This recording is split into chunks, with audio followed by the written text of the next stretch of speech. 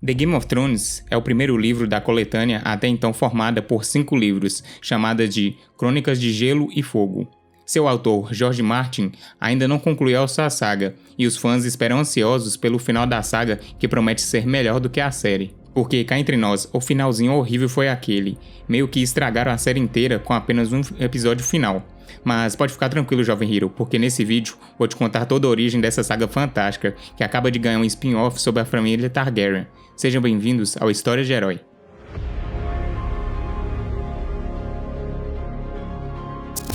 O primeiro livro foi escrito em 1991, e dentro da cabeça de George, toda a saga seria compilada em uma trilogia. Mas, para surpresa do autor, suas ideias foram além, e não teriam condições de colocar tudo em 3 livros. Sendo assim, ele resolveu que tudo ficaria condensado em 4 livros apenas, para depois descobrir que essa quantidade de livros não seria o suficiente. E então, a ideia passou a ser que toda a história seria feita em 7 livros, sendo 5 deles já lançados até hoje, enquanto George Martin trabalha no 6º livro. George Martin lançou em 1996 seu primeiro livro chamado A Game of Thrones, no Brasil, A Guerra dos Tronos. A história se passa na fictícia terra de Westeros, localizada em algum lugar da Europa durante a Era Medieval. George nos apresenta uma trama que envolve a guerra entre os 7 reinos daquele lugar, e ainda tem a disputa entre as famílias Stark, Lannister e Targaryen, para assumir o Trono de Ferro, que, de acordo com a lenda, quem estiver no trono sobreviverá ao intenso inverno que está por vir, e que durará meros 40 anos. Pouca coisa, né? Esse medo do inverno que está por vir não se trata apenas de um clima, mas também dos perigos que vêm com ele. E aqui temos uma frase célebre da franquia, que é "O inverno está vindo", no inglês "The Winter is coming", que muita gente ainda trata como algo superficial, mas que representa os dias difíceis. E ainda temos uma reflexão sobre o número 40, já que é um número que aparece na Bíblia cristã. E temos inclusive a travessia do povo escolhido por Deus atravessando pelo deserto que durou 40 anos. Uma das coisas mais legais da franquia é o fato de não ter um personagem principal, mas sim vários personagens que buscam de alguma forma serem os protagonistas de suas próprias histórias, e por isso eles se convertem em seus próprios heróis, vilões e antagonistas. Mas o verdadeiro ponto aqui é que os personagens das Crônicas de Gelo e Fogo são humanos, e como humanos eles acertam, erram e mostram tanto o lado bom quanto o lado desprezível de um ser humano.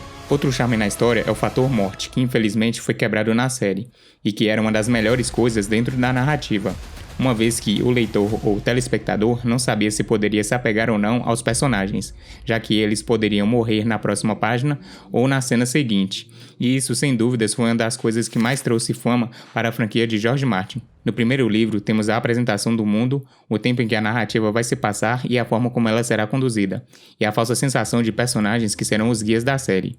Ao decorrer dos outros livros, terão os desfechos de cada personagem ou não, e quando digo ou não, é porque George Martin consegue fazer com que alguns lugares se tornem personagens, enriquecendo ainda mais aquele mundo.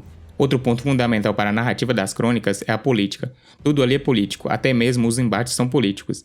E chega a ser estranho ver um nerd falar que não gosta de política na cultura pop, e gostar de Game of Thrones, por exemplo. George Martin estava contente com o que havia produzido, e a aceitação do público foi bem satisfatória. E com isso, em 1998, A Clash of Kings, ou A Fúria dos Reis no Brasil, foi lançado, e se o primeiro livro era detalhista demais, o segundo ficou ainda mais detalhado e denso. A atmosfera da história deixava a sensação de que a cada página seria um passo para o desconhecido sem direito a retorno. E isso, ao mesmo tempo que abraçava o leitor, gerava uma sensação de querer fugir e não poder. Não era uma história de terror, mas era comum o leitor temer por algum personagem ou até mesmo imaginar seu destino. Tudo se devia ao fato de George Martin detalhar passos, lugares, arco e dar ao leitor não a chance de ler uma boa história, mas sim viver em um mundo onde cada passo dado era importante para a sobrevivência e as suas escolhas poderiam significar sua morte certa. Tudo isso fica ainda mais intenso no terceiro livro, porque o poder de descrição de George Martin extrapola a caixa, e em 2000, A Storm of Swords, no Brasil, A Tormenta de Espadas, precisou ser dividido em 2 partes para contar a sua história, e o medo de que a história ficasse cansativa foi jogada de lado, pois o que estava acontecendo dentro de cada página não poderia ser contado de forma corrida, e mais detalhes foram acrescentados à trama.